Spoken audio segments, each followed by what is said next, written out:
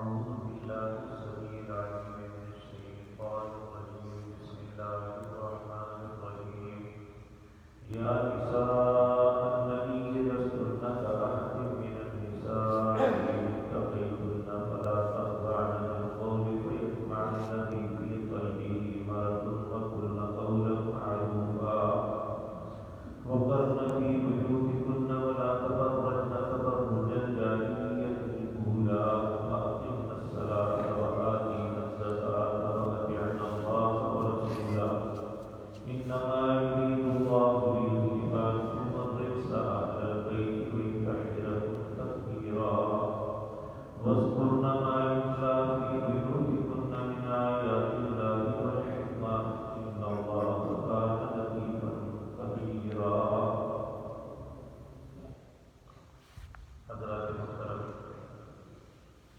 گزشتہ مجلس میں یہ بات عرض کی تھی کہ اللہ نے اپنے حبیب کریم صلی اللہ علیہ وسلم کی ازواج میں یہ بات کہی کہ تم دوسری عورتوں کی طرح نہیں ہو، یعنی تم جیسی عورتیں کوئی نہیں، اس لیے تمہیں اپنی زندگی کیسے گزارنی ہے ان میں سب سے پہلی جو اللہ نے نصیحت فرمائی یہ تقیتن، ہمیشہ اللہ سے ڈرتی رہا کرو. اللہ کا ڈر ایک ایسی چیز ہے جو انسان کو گناہوں سے بچاتا ہے، نیکی کی طرف راغب کرتا ہے. جب انسان کے اندر اللہ کا خوف کم ہو جائے یا نہ رہے تو پھر جو اس کے من میں آتا ہے وہ کرتا ہے. اللہ ہمیں اپنا ڈر نصیب فرما دے. نبی کریم صلی اللہ علیہ وسلم اس کے لیے دعا کیا کرتے تھے، اللہم اقسم لنا من خشیتک ما تحول به بیننا وبین معصیتک. اے اللہ، جب تو اپنا ڈر تقسیم کرنے لگے تو اس کا کچھ حصہ مجھے بھی دے دینا، تاکہ جب میں گناہ کرنے لگوں تو میرے اور گناہ کے درمیان تیرا ڈر آ جائے. تو پہلی بات جو اللہ نے اپنے نبی کی بیویوں کو نصیحت فرمائی وہ یہ کہ ان اتقیتن، ہمیشہ اللہ سے ڈرتی رہنا. دوسرا فلا تخضعن بالقول، چاہے تم سارے قولوں کی مائیں ہوں لیکن کبھی کسی سے آہستہ یا ایسے انداز میں گفتگو نہ کرنا فَيَطْمَعَ الَّذِي فِي قَلْبِهِ مَرَضٌ، کہ کوئی بیمار دل یہ نہ سمجھ لے کہ میری طرف مائل ہے. یعنی کسی سے ایسے انداز میں بات نہیں کرنی کہ کسی کے دل میں خیال بھی پیدا ہو کہ یہ میری طرف مائل ہے یا مجھ سے ایسے انداز میں بات کر رہی ہے. وَقُلْنَ قَوْلًا مَعْرُوفًا، معروف طریقے سے بات کرنی، نہ تو یہ کہ سبزی کی لڑائی کر رہی اور نہ یہ کہ میری طرف مائل ہے، بلکہ مناسب انداز میں بات کرنا. کیوں؟ اس لیے کہ نبی کریم کی ازواج ہمارے لیے قدوہ ہے، ہمارے لیے رہبر ہے. لوگ مسائل پوچھنے کے لیے اپنی ماؤں کے پاس جاتے. ایک تو ادب یہ بتایا کہ جب سوال کرنا ہے تو پردے کے پیچھے کرنا ہے، اور انہیں حکم دیا کہ آپ نے کسی کے ساتھ ایسے انداز میں بات نہیں کرنی کہ کسی دل کے اندر، کسی بیمار دل کے اندر یہ شائبہ پیدا ہو کہ میری طرف مائل ہے. وَقَرْنَ فِي بُيُوتِكُنَّ، اور چوتھی بات یہ کہی کہ اپنے گھروں میں ٹکی رہا. عورت کا گھر، عورت کا مقام اس کا گھر ہے، بازار نہیں، اور وہ شوکیس نہیں کہ ساری دنیا کو اپنا آپ دکھاتی رہے. کہا وَقَرْنَ فِي بُيُوتِكُنَّ، اپنے گھروں میں ٹکی رہا کرو.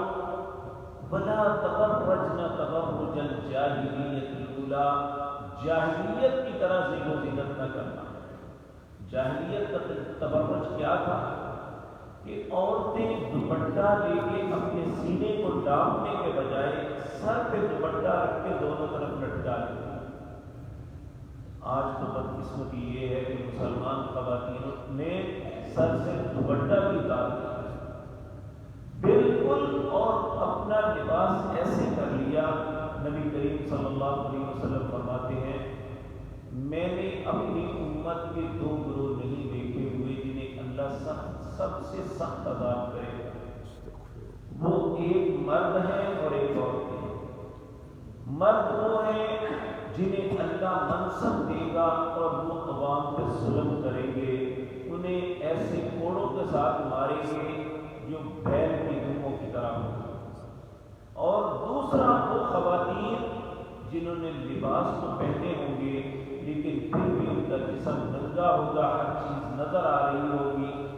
کہا قاسیات عاریات مائلات ممیلات، لباس تو پہنا ہوگا لیکن ننگی ہوگی، اور وہ لوگوں کو اپنی طرف مائل کریں گے اور لوگ ان کی طرف مائل ہوں گے۔ کہا اللہ سب سے سخت ان لوگوں کو عذاب کرے گا۔ آج ہماری خواتین یہ بات کہتی ہیں کہ آنکھوں کا پردہ، آنکھوں کی شرم ہونی چاہیے۔ کیا یہ آنکھوں کی شرم رسول اللہ کی ازواج تو نہیں تھی جنہیں حکم دیا جا رہا ہے وَقَرْنَ فِي بُيُوتِكُنَّ، باہر فضول نہ پھرا کرو بلکہ اپنے گھروں میں ٹکی رہو، وَلَا تَبَرَّجْنَ تَبَرُّجَ الْجَاهِلِيَّةِ الْأُولَىٰ، اور جاہلیت کی طرح زینت نہ کرنا، وَأَقِمْنَ الصَّلَاةَ، اور چھٹی بات یہ فرمائی کہ نماز کو قائم کرنا، کیونکہ نماز ایک ایسی چیز ہے، ہم 21ویں پارے کی پہلی آیت میں پڑھائے ہیں إِنَّ الصَّلَاةَ تَنْهَىٰ عَنِ الْفَحْشَاءِ وَالْمُنکَرِ، نماز بے حیائی اور برائی کے کاموں سے روکتی ہے، اس لیے اقم الصلاۃ، نماز پڑھا کرو، وآتین الزکاۃ، اور اپنے مالوں میں سے اللہ کا حق یعنی زکوٰۃ دیا کرو، وأطعن اللہ ورسولہ، ہمیشہ اللہ اور اس کے رسول کی اطاعت کرو۔ یعنی نبی کریم کا گھر والے بھی اللہ اور اس کے رسول کی اطاعت سے مبرہ نہیں ہے کہ وہ جیسے مرضی زندگی بسر کرے، بلکہ انہیں بھی فرمایا وَأَطِعْنَ اللَّهَ وَرَسُولَهُ، اللہ اور اس کے رسول کی اطاعت کرے۔ یہ ساری پابندیاں کیوں لگائی جا رہی ہیں؟ اللہ فرماتے ہیں لِيُذْهِبَ عَنْكُمُ الرِّجْسَ أَهْلَ الْبَيْتِ، میں اہل بیت سے پلیدی کو بالکل دور کر دوں، وَيُطَهِّرَكُمْ تَطْهِيرًا، اور انہیں پاک اور صاف کر دوں۔ پھر فرمایا وَاذْكُرْنَ مَا يُتْلَىٰ فِي بُيُوتِكُنَّ، اور وہ ذکر کرو جو تلاوت کیا جاتا ہے تمہارے گھروں میں، من آیات اللہ، اللہ کی آیات سے، والحکمہ، اور نبی کریم صلی اللہ علیہ وسلم کے فرامین سے، ان اللہ کان لطیفا خبیرا، بے شک اللہ بہت باریک بین اور ہر چیز سے خبر رکھنے والا ہے۔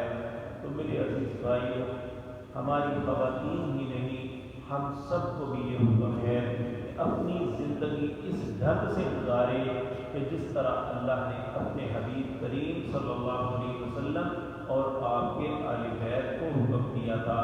اللہ ہمیں ان کے رستے پہ چلائے، ان کی اطاعت کی توفیق عطا فرمائے، اس رستے پہ چلائے جس رستے پہ وہ چل کے جنت تک پہنچے۔